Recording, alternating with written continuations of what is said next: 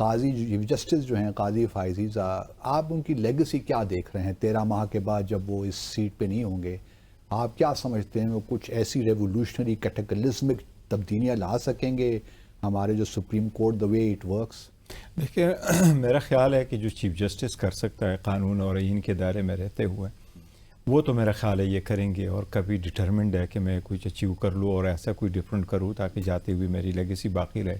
لیکن ججز کی لیگیسی بیہائنڈ کیا چھوڑتے ہیں؟ بیکاز وہ تو کوئی کنگ نہیں ہے، نہ ہی وہ پرائم منسٹر ہے کہ وہ اپنے پالیسی لے کے آتے، اپنا کیبنٹ بناتے ہیں خود۔ ان کے ایک لمیٹڈ رول ہے اس میں پلے کرتے ہوئے کرتے۔ قاضی صاحب اگر کریں گے تو 3 چیزوں پہ عمل درآمد کرانا اس کے لیے ایک چیلنج اور کرنے چاہیے۔ وہ اپنے کیسز کی پینڈنسی ختم کرے۔ کتنے جس پینڈنگ طرح کیسز ہوں گے؟ ابھی 57,000 کیسز ہے۔ فار انسٹنس اس کو کیسے ختم کیا جائے، اس کے لیے کوئی طریقہ یہ تو کار ان کے لیے ناممکن نہیں ہوگا 13 ماہ میں، مشکل ہے۔ دیکھیں یہ بالکل ناممکن نہیں ہے، بالکل ہے، اور یہ پاسبل ہے، اور اس میں بڑے سارے ہیں، پوری دنیا میں ایسے ہی ہوتے تھے۔ اگر ہمارا ریشو اگر آپ دیکھیں کمپیئر ٹو یورپ، امریکہ اور یہ سارے اٹھا لیں تو ہمارے پاس لیٹیگیشن بہت کم ہے۔ اب آپ 250 ملین لوگ ہیں، ان میں سے 57,000 سپریم کورٹ کی pendency, this is nothing in terms of جو ریشو باقی دنیا کے لیے۔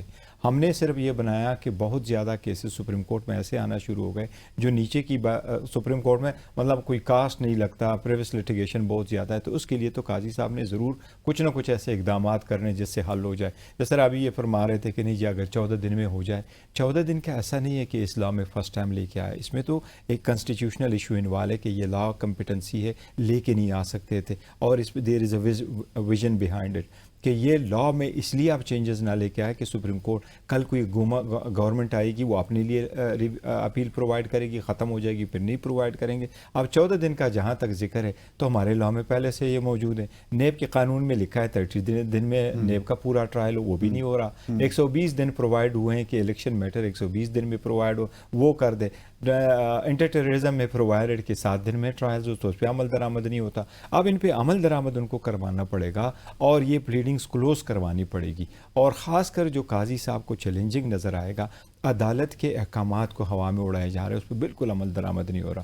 آج نے خاص کر آج کل کے دور میں آپ نے دیکھا کس کو کتنی مرتبہ اٹھائے، کس جرم میں اٹھائے، کیسے FIR جمع وہ رجسٹر کرائے، کتنے دنوں کے لیے آپ کو جیل میں رکھے، فیملی سے کیسے، یہ ان چیزوں کو قاضی فائسہ کے لیے، صاحب کے لیے لازم ہے کہ وہ ایسے اقدامات کرے جس سے پتہ چلے فیوچر میں کوئی ایسا نہیں کرے گا، وہ ایسے اقدامات وہ ضرور کرے۔ اگر وہ نہیں کریں گے، ایگری کر رہے ہیں گوھر صاحب؟ دیکھیں لیگیسی کسی بھی جو ججز کی جو ہے وہ ان کے اپنی ججمنٹس ہوتی ہیں کہ انہوں نے ججمنٹس کیا دی۔ اصل چیز تو وہ ہوتی ہے کہ اس کی وجہ یہ ہے کہ ججز جو ہے وہ پہچانے جاتے ہیں اپنی فیصلوں سے، اور کچھ فیصلے ایسے ہوتے ہیں جو متنازع فیصلے ہوتے ہیں۔